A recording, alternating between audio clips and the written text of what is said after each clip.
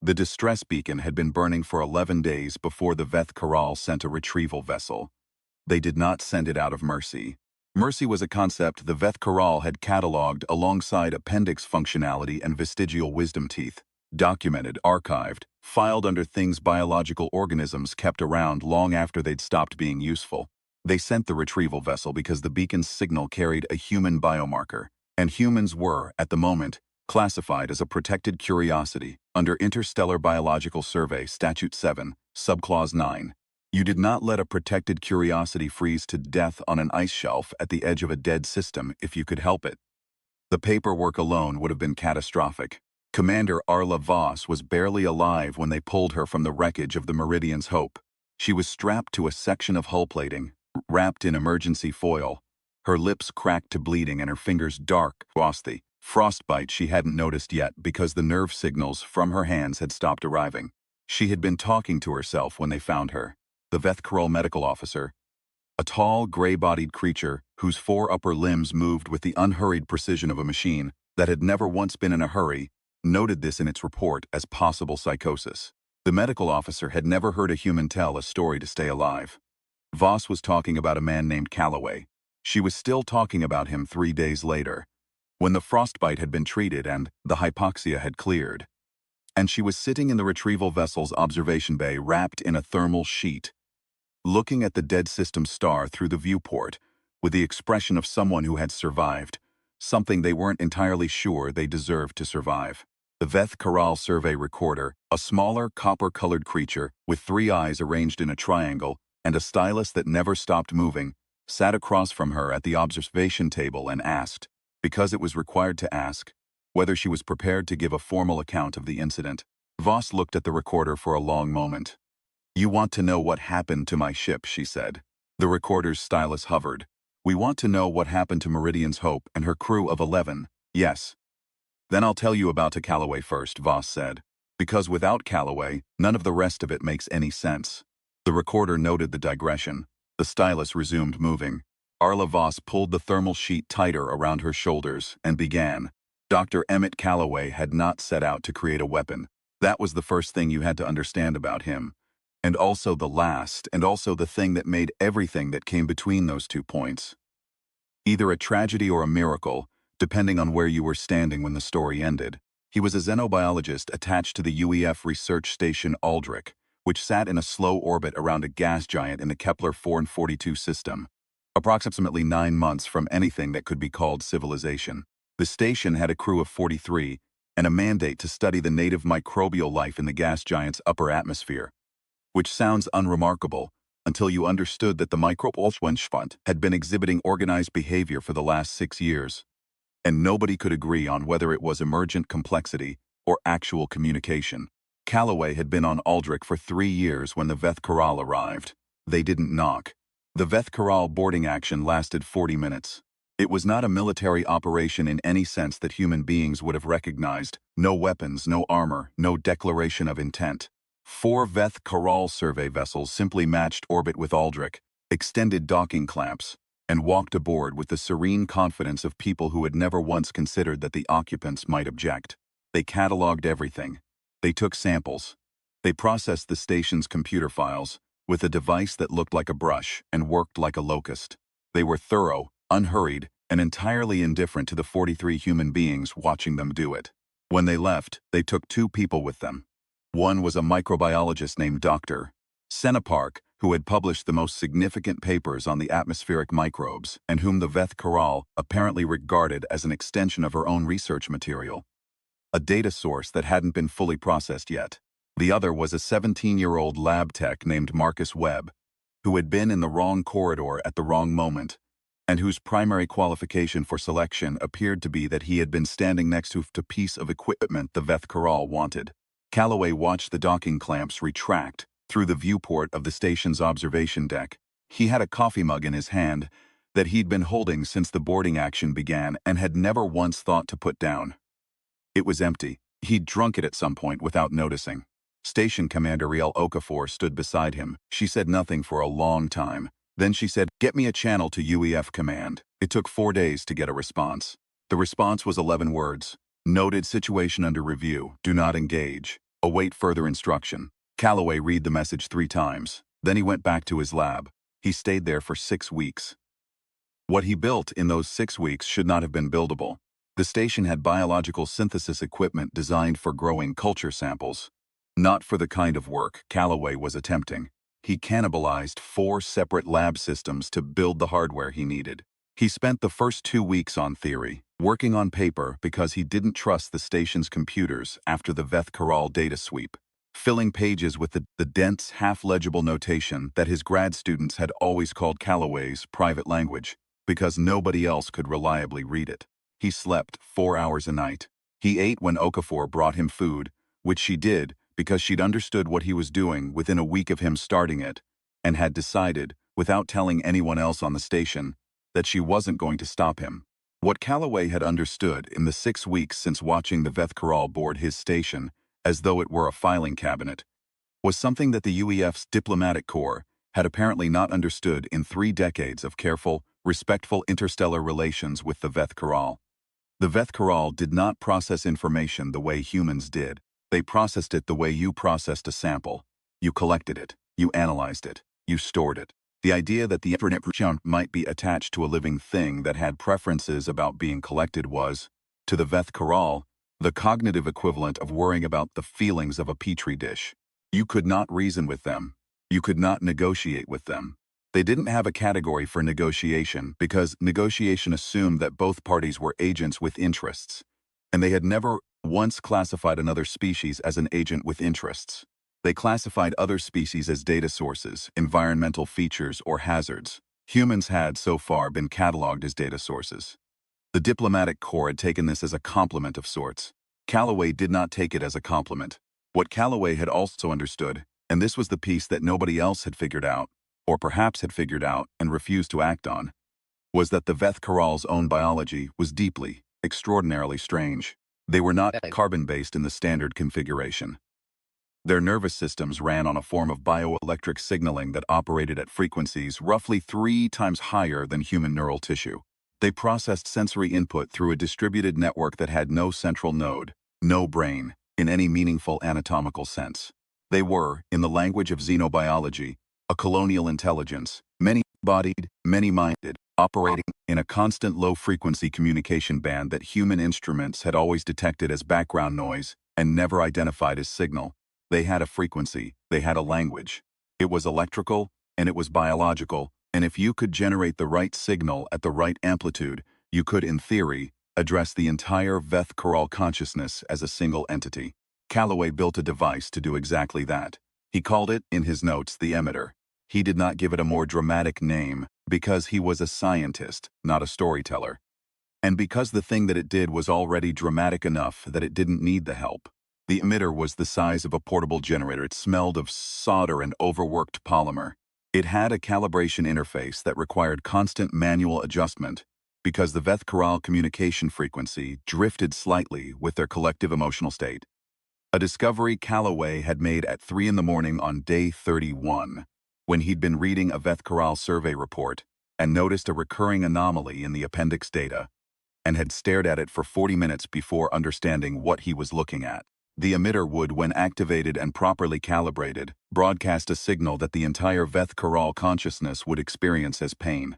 Not metaphorical pain, not discomfort. Pain, sharp, acute, centralized. The kind of pain that human beings experienced as a message from their own bodies that something was very wrong and needed to stop immediately. The Veth Karal had never experienced pain. In 300 years of interstellar travel, they had encountered nothing capable of generating a signal that their nervous system would register as harmful. They had no pain response. They had no category for it. They had no reflex, no coping mechanism, no protocol. They were, with regard to pain, utterly and catastrophically unprepared. Calloway knew this. He sat in his lab on the 43rd day looking at the emitter, and he thought about it for a very long time.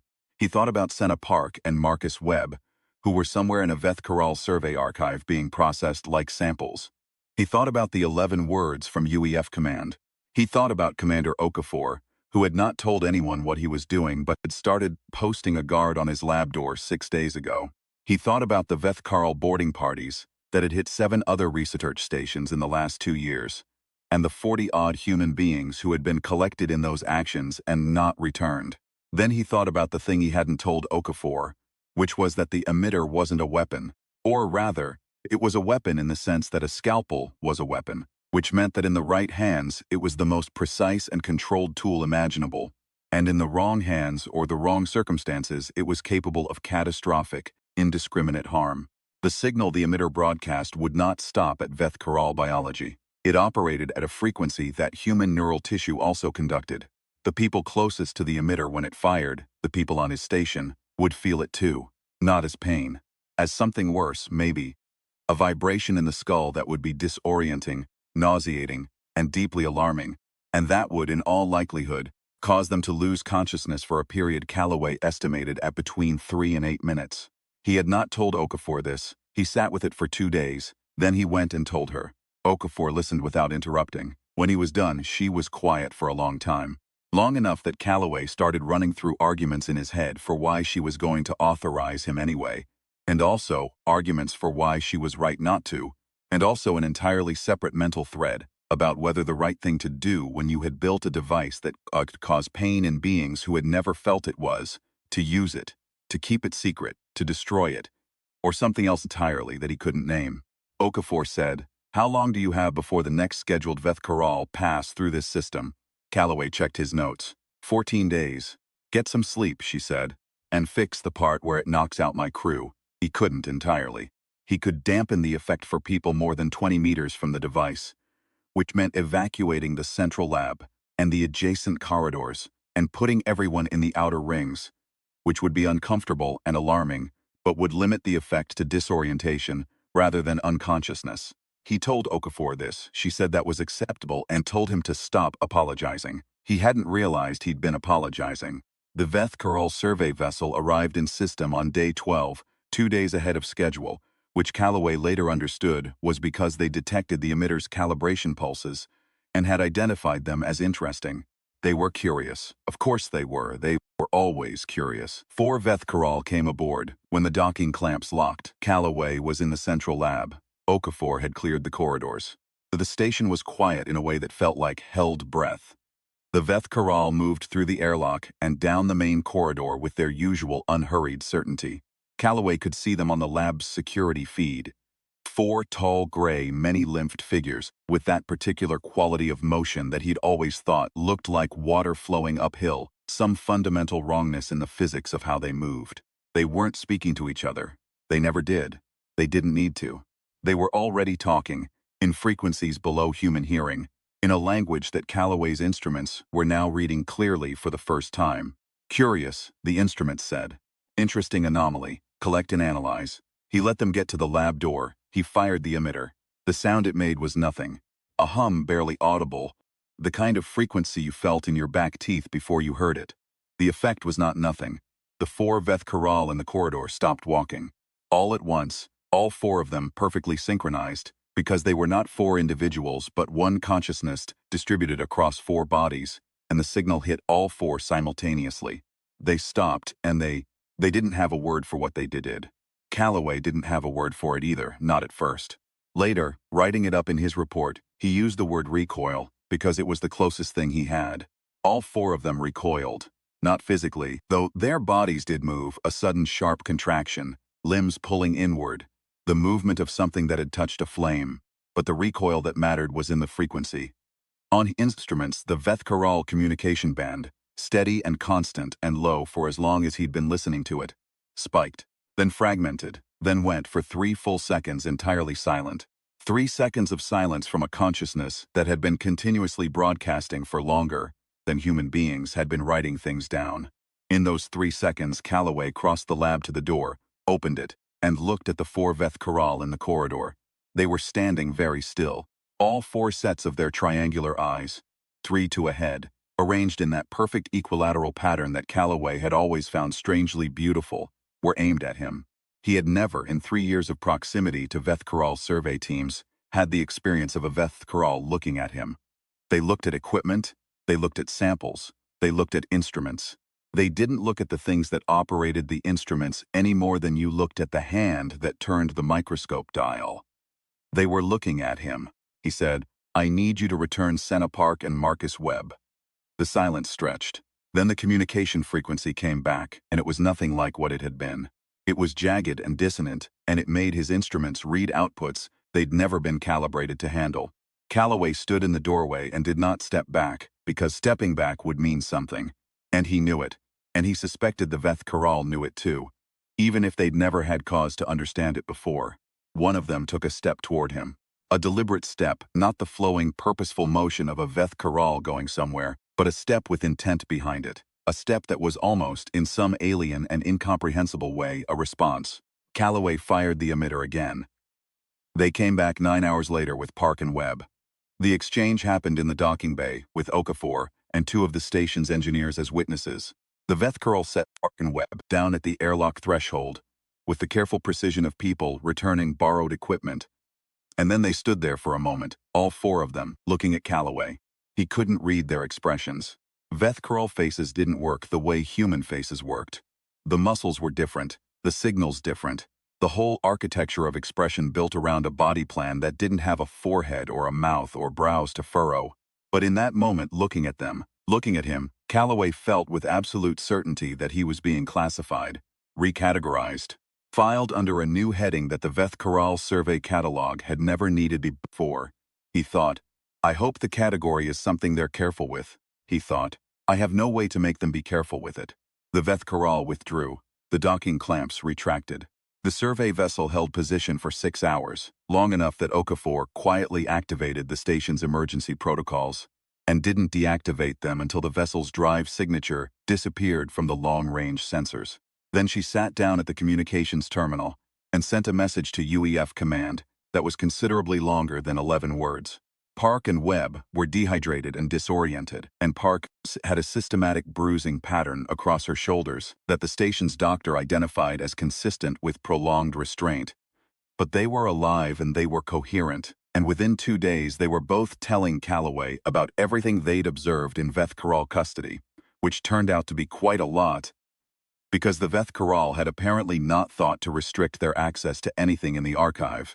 Because the idea that a data source could observe and remember and report back was not a concept they had previously needed to protect against. It was Marcus Webb who said it first.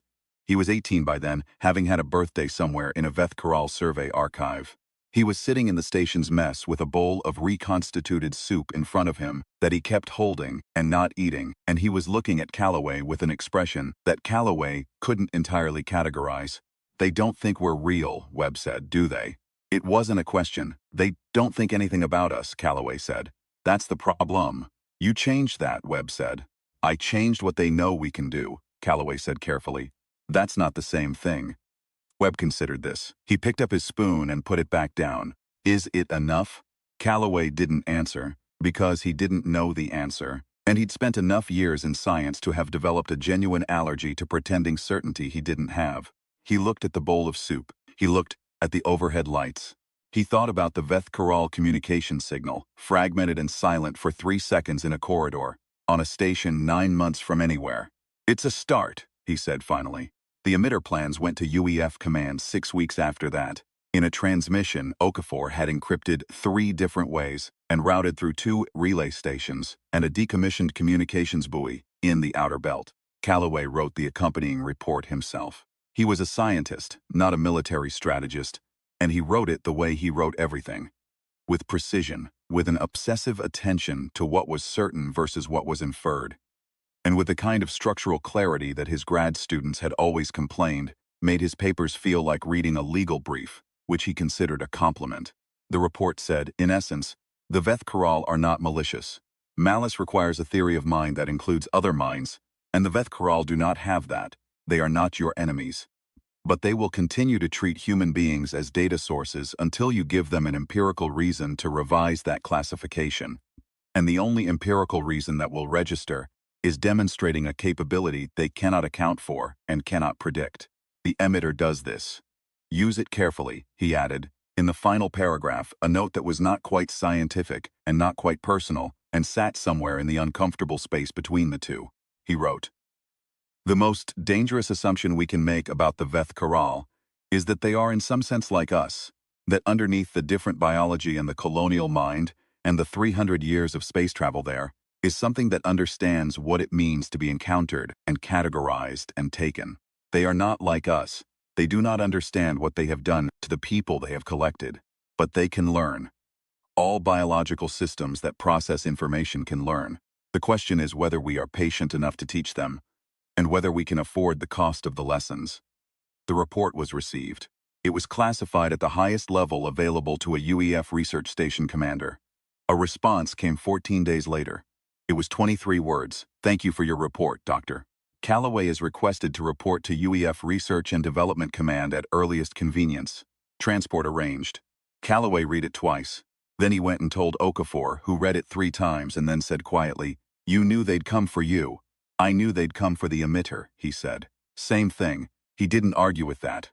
He had spent 3 years on Aldrich, and before that 11 years in xenobiology research, and before that 6 years of graduate work, and before that a childhood in a house that smelled of engine oil and paper books, and the particular kind of quiet that settles over families that have someone in them who is always thinking about something far away. He had never particularly thought of himself as remarkable. He was a scientist who solved problems. The Veth Corral had been a problem. He had solved it in the way available to him. He packed his things in 2 bags. He went to the lab and looked at the emitter for a long time. Then he took it apart, labeled every component, packed it in a specimen case, and carried it to the docking bay himself. Webb found him there. The kid had grown in the months since his return. Not just taller but different in some quality. Calloway couldn't name precisely. The way people changed when they had been in a place where their existence was genuinely in question and had come back from it carrying that knowledge in their posture. "They're going to mass produce it," Webb said. "Probably. Is that what you want?" Calloway picked up the specimen case. It was heavier than it looked. "What I want is for the Veth Corral to stop collecting people," he said. "The emitter is one way to get there. I don't know if it's the right way. I think it's the only way I had." Webb looked at him for a moment. Then he did something Calloway didn't expect. He put his hand out, not for a handshake, just out. Open-palmed, offered, a gesture that had no military protocol attached to it, and no formal significance, and that meant something purely because of the 18-year-old carrying it, who had spent his birthday in a Veth Corral archive, being processed like a sample, and had come back with a bowl of soup he couldn't eat, and a question about whether it was enough. Calloway shifted the specimen case to his other arm and shook the kid's hand. "Do something with what you saw in there," Calloway said. "The stuff you learned about how they think. Don't let that just sit." Webb nodded. Calloway walked to the transport. He didn't hear what happened next for almost 2 years, because what happened next happened at levels of classification that research biologists didn't routinely have access to. He was in a UEF research and development facility on Ganymede, working on refinements to the emitter's calibration system and trying very hard not to think about the applications being discussed in the adjacent conference rooms. He heard things in fragments. The emitter had been tested. The emitter had worked. There had been a diplomatic incident. There had been a ceasefire. There had been a negotiation, which was unprecedented, which was the word everyone used in slightly stunned tones when they mentioned it. Unprecedented. The Veth Corral had agreed to a moratorium on human collection. The moratorium was temporary, conditional, and hedged with so many qualifications that the UEF diplomatic corps had taken 6 weeks to parse it into something that could be called an agreement, but it was an agreement. The Veth Corral had revised their classification of humanity. The new classification, translated from Veth Corral bioelectric signal to written language through a process Calloway found both impressive and deeply imperfect, was something close to a data source of unpredictable autonomous behavior to be approached with caution. Unpredictable autonomous behavior. Calloway had read that translation and had sat with it for a long time. It was not what he would have chosen as humanity's category, but it was an enormous improvement over what it had been, and it had been achieved through something specifically, irreducibly human. The refusal to be categorized, expressed through a device built in a lab on a distant station, by a man who had watched his colleagues be taken and had decided, with the particular stubbornness of someone who had spent their entire career caring about things that were too small to see, that this was a problem he could solve. The moratorium held for 3 years before it was violated. When it was violated, it was not by the Veth Corral. Arla Voss stopped talking. The observation bay was very quiet. Outside the viewport, the dead system star was a pale disk at the edge of visible range. orange at the edges where the light had to push through dust. The Veth Coral recorder's stylus had been moving throughout. Now it paused. The moratorium violation, it said. You are describing the Meridian's Hope incident. I'm getting to that, Voss said. The incident that resulted in the destruction of your vessel and the deaths of 10 crew members. Yes, her voice was steady. She had said this part before to herself, in the 11 days on the ice shelf. The saying of it had not made it easier, but it had made it possible to say without breaking. We were investigating unauthorized use of Callaway-type emitter technology on a Veth Coral survey team in the outer belt. Someone had been selling variants of the emitter. Not the calibrated controlled version, a crude version, high amplitude, no frequency modulation. It didn't generate pain. It generated something closer to catastrophic neural disruption. The recorder's stylus stopped entirely. You are describing a weapon. I'm describing what someone made out of what Callaway built, yes. Voss looked at her hands. The frostbite damage was healing. The doctors had saved all her fingers. She hadn't known to be grateful for this until they'd told her. Because in those 11 days, she hadn't been thinking about her fingers. She'd been thinking about Callaway's report, specifically the sentence. I do not know if it's the right way. I think it's the only way I had. She'd been thinking about what happened when the only way you had got out of your hands and into someone else's. The Veth Coral survey team that was hit survived, she said. But the signal disruption, it damaged their communication band. Permanently. Partial severance from the collective. Imagine losing part of your nervous system. Not losing sensation. Losing connection. The ability to send and receive. She paused. The Veth Coral equivalent of isolation. The recorder was very still. This was unusual. Veth Coral recorders were not still. Their three eyes tracked constantly. Their stylus moved constantly. They operated at the quiet, persistent pace of a machine that had been designed for comprehensive observation and had never been given a reason to slow down. You were describing, the recorder said slowly, an injury that the Veth Coral do not have a word for. I know. You were describing something that we did not previously understand was possible. I know that too. Silence. The recorder's stylus touched the pad, made a mark, stopped. The investigation of this incident, it said. Your vessel was destroyed in the course of that investigation. We found the source. Outer belt, unmapped station. We were trying to secure the equipment and the operators. Voss closed her eyes for a moment, opened them. They had modified the emitter past anything Callaway designed. Overclock on the amplitude. They were trying to develop something that could disable a Veth Coral vessel outright. Interrupt the ship's collective coordination. They tested it when we docked. They tested it at full amplitude at close range with no warning. A pause. At those frequencies, human neural tissue doesn't conduct the signal. It resonates. The recorder did not ask her to explain. It was a data collector. It understood resonance. 10 of my crew died immediately, Voss said. I was in a compartment with extra shielding, old EMP protection from the hull refit, enough to reduce the exposure. I had approximately 90 seconds before the ship broke apart, and I used them to get to the emergency bay. She looked at her hands again. The people who built that device, they weren't trying to hurt my crew. They were trying to protect humanity. They thought Callaway hadn't gone far enough. They thought the moratorium was fragile, which it was, and that when it broke, the emitter we had would be insufficient, which it might be. They weren't wrong about any of that. And yet, the recorder said, and yet, Voss pulled the thermal sheet tight. Callaway spent 3 years trying to find a signal that would make the Veth Coral experience something they could revise their behavior around. He was very careful about the word he used for what it generated. Not damage, not harm, pain, which is a message. Your body telling you to stop. He built something that said stop. These people built something that said you don't exist anymore. She's looked at the recorder. Those aren't the same thing. The recorder's stylus began moving again slowly. Dr. Callaway, it said. Is he still living? Yes. He's at the UEF research station on Callisto now. He found out about the weapon variants about 8 months ago. Voss allowed herself a small, tired sound that wasn't quite a laugh. He's been writing reports about it, very precise reports. Very detailed. He's got the same problem he had with the original emitter. He built a thing because it was the only thing he had, and now the thing is out in the world and he can't control what people do with it. He is attempting to control it through documentation, the recorder said. He's attempting to control it through documentation, Voss agreed. That's very Callaway. The recorder processed this. The stylus moved. Outside, the star's pale light shifted slightly as the retrieval vessel changed course, beginning the long transit home. This account will be included in the formal incident report, the recorder said. The information regarding the weapon variants will be classified in the appropriate manner. A pause. Commander Voss, I am directed to inform you that the Veth Collective has authorized a formal review of the moratorium terms in light of this incident. Voss looked at it.